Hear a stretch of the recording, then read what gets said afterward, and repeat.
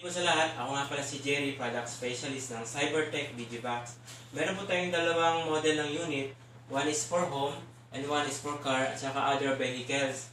Ang kakaibahan na po sa kanila, no, yung power source nila. So yung for home po ay 220 down to 5 volts. Linawin ko lang po muna. 220 down to 5 volts po. Unlike po sa car natin at saka sa other vehicles, from 12 volts down to 5 volts. Again, from 12 volts down to 5 volts para po malinaw yung power source natin. So, ang kagandahan po dito, unlike sa other Digibox na nagkalat ngayon sa market, ay mga features nito.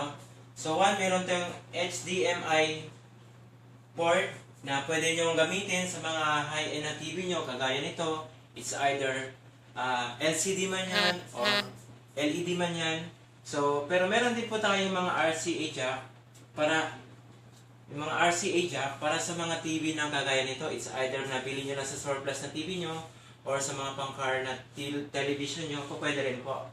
So, kaya po tayo nag-come up ng ganitong product kasi po last year, pinirmahan na po ng president natin na si Pinoy na mag-ship na yung Pilipinas natin into broadcasting from analog to digital. Inadapt po natin pala, by the way, yung digital is Japan Technology Broadcasting.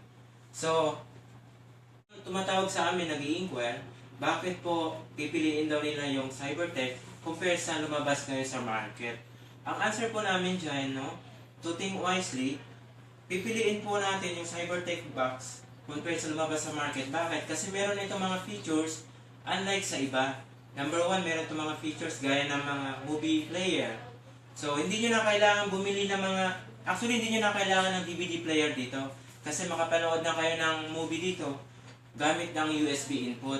So, all you have to do, mag-download lang po kayo sa computer ng mga movie na favorite nyo through MP4 format and then i-plug in nyo lang dito sa player natin para makapanood na po kayo. Hindi nyo na kailangan bumili ng mga bulky na mga CD na ganito.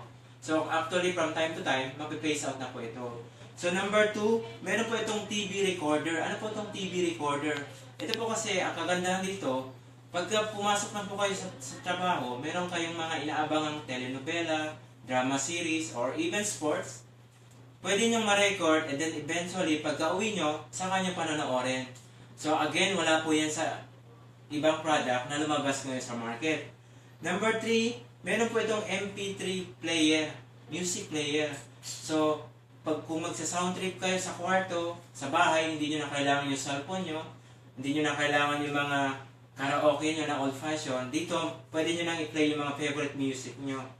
And then lastly, meron po itong photo side slow features. Ibig sabihin, yung mga picture na kuha nyo sa camera nyo, sa mga cellphone nyo, hindi nyo na kailangan i-play pa sa laptop nyo, even sa desktop nyo. Dito, sa mismong TV ninyo, mapapanood nyo yung mga pictures na nakuha nyo sa mga camera nyo.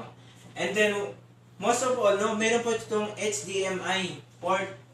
So, ang kagandahan sa HDMI port, again, ang advantage nito, kung ang TV ninyo ay mga ganito, LCD at saka LED, so mas malinaw po yung ninyo, ang reception, mas maganda yung mga color, hindi masakit sa mata, lalo na kung meron kayong mga old ones na sa bahay.